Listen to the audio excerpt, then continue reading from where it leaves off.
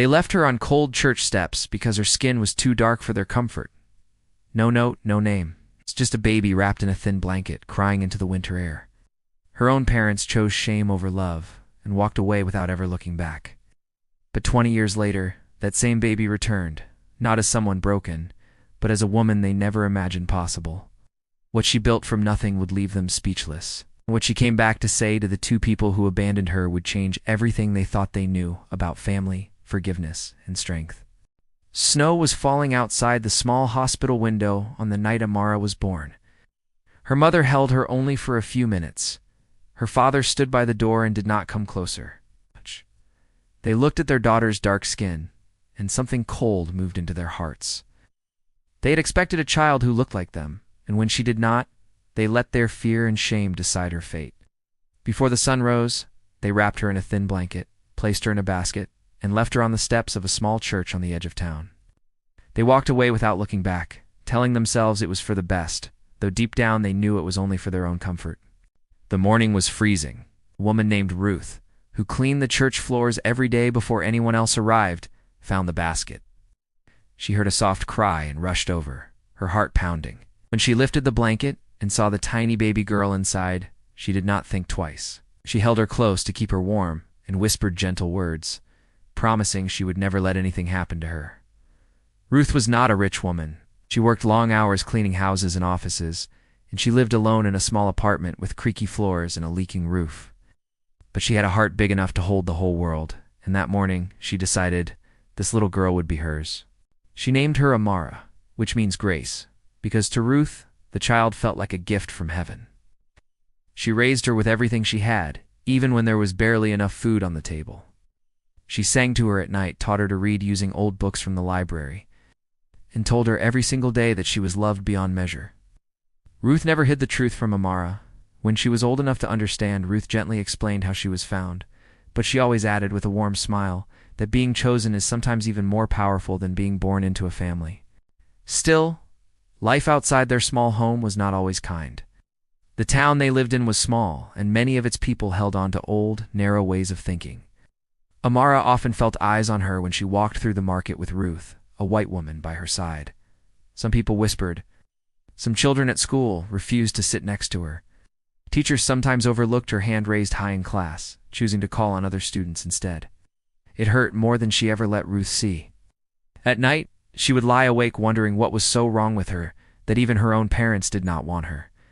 But Ruth never allowed those wounds to fester without care.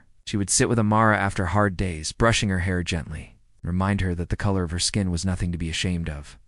She told her stories of great men and women who came from nothing and changed the world, not despite their struggles, but because of the strength those struggles gave them. She taught Amara that some people fear what they do not understand, and that this fear says everything about them and nothing about her. Amara grew up determined to prove, not to others, but to herself, that she was worthy of every good thing in this world. She poured herself into her studies. While other children spent afternoons playing, she spent hers in the library, reading everything she could find. She discovered a love for numbers and later for building things, for understanding how bridges stood and how machines worked. Her teachers, the ones who paid attention, noticed her sharp mind and encouraged her, even if the encouragement was quiet and sometimes came only in private. When Amara turned 16, tragedy struck. Ruth, the only mother she had ever known, fell seriously ill. The doctor said her body was simply worn out from decades of hard work and long nights. Amara nursed her with everything she had, working small jobs after school to help pay for medicine, sitting by her bed every night reading to her the way Ruth once read to her. But despite all her love and effort, Ruth passed away peacefully one quiet evening, holding Amara's hand and whispering that she was proud of the woman she had become. Amara was devastated. The world suddenly felt cold and empty. She had no other family, no one to turn to. She was placed briefly in the care of the state, moving between temporary homes, but she never let go of the values Ruth had given her. She held on to her books, her determination, and the memory of a woman who had chosen her when no one else would. She promised herself she would build a life so strong that no one could ever look down on her again. She earned a scholarship to a university in the city, studying engineering, a field where she often found herself the only woman and the only black woman in the room. She faced doubts from classmates and even some professors who assumed she did not belong there. But every whispered doubt only fueled her resolve. She stayed up late perfecting her projects, asked questions without fear, and slowly, professors and classmates alike began to respect her sharp mind and her tireless work ethic. After graduating at the top of her class, she was offered a position at a respected engineering firm. She worked tirelessly, taking on projects others avoided, solving problems others gave up on. Over the years, her talent and dedication could not be ignored. She was promoted again and again, eventually becoming one of the lead engineers on major infrastructure projects across the country. She built bridges, designed safer buildings, and led teams of people who once might have doubted a person who looked like her could ever lead them. By the time she turned 30, Amara Johnson, though she still carried the name Ruth had given her rather than the name on her birth certificate, had become one of the most respected engineers in her field. She had her own company, employing dozens of people, many of whom came from backgrounds like her own, overlooked and underestimated by the world. She built her success not to seek revenge, but to honor the woman who had given everything for her. But there was one part of her past she had never fully closed. Somewhere in the back of her mind, she often wondered about the two people who had left her on those church steps 20 years ago. She wondered if they ever thought about her, if they ever regretted their choice, or if they had simply moved on and forgotten she existed. She told herself she did not need answers to feel complete, yet the question lingered, quiet but persistent, like an old wound that never fully healed. Then, one afternoon, everything changed. A letter arrived at her office, forwarded through an adoption record service she had once contacted years ago out of pure curiosity, never expecting a real response. The letter contained a name and an address. Her birth parents had been found. For a long moment, Amara sat frozen at her desk, the letter trembling slightly in her hands.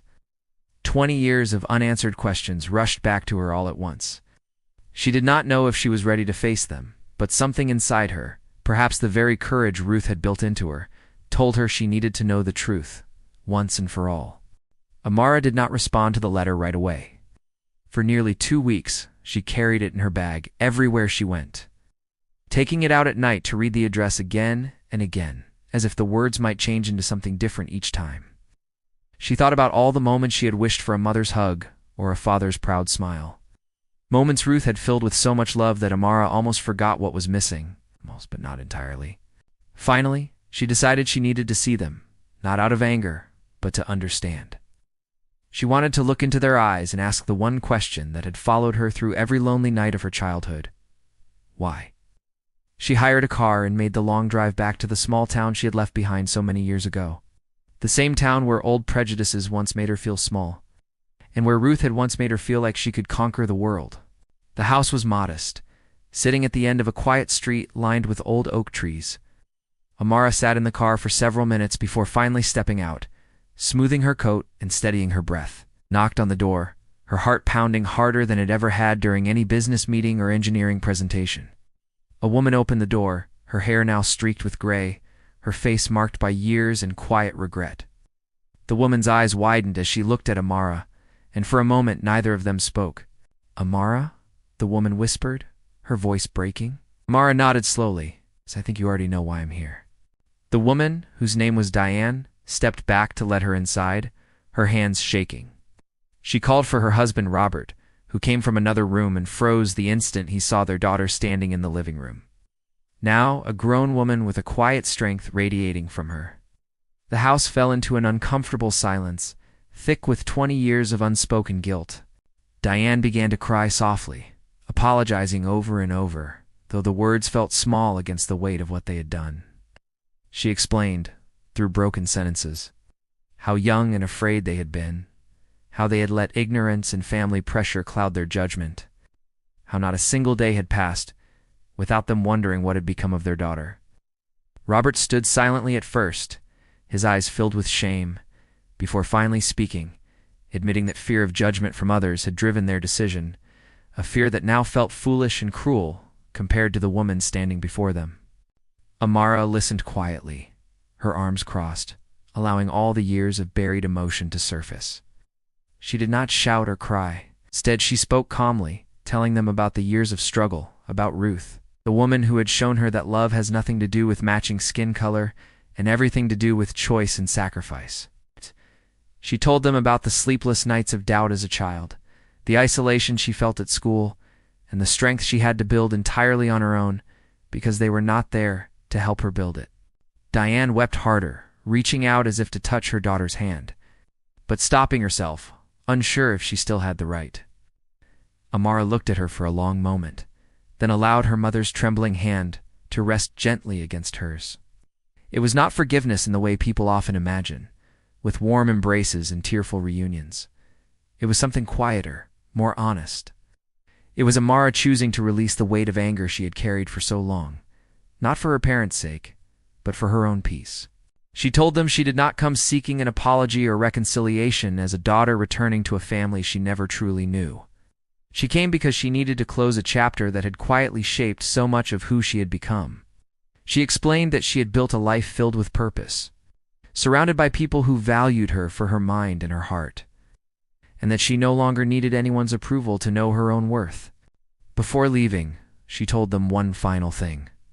She said that despite everything, she hoped they would spend whatever years they had left doing good in the world, treating people with the kindness and acceptance they had once failed to show their own child. She told them Ruth had taught her that pain does not have to turn into more pain, that a person could take even the deepest wounds and use them to build something meaningful instead of letting bitterness win. As she walked back to her car, the cold winter air brushed against her face, much like it had on the night she was found on those church steps 2 decades ago. But this time, she did not feel abandoned. She felt free. She felt like the little girl Ruth had once wrapped in blankets and whispered promises, too, had finally grown into the strong, complete woman Ruth always knew she would become. Amara returned to her city, to her company, to the life she had built with her own 2 hands.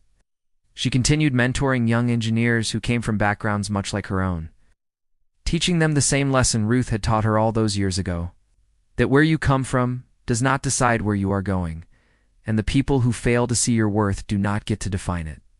Years later, when reporters asked about her incredible rise from an abandoned baby to one of the most respected engineers in the country, she always spoke fondly of one woman, a humble cleaner who had nothing to give the world except endless love, yet gave Amara everything she needed to become who she was. She never spoke with bitterness about her birth parents.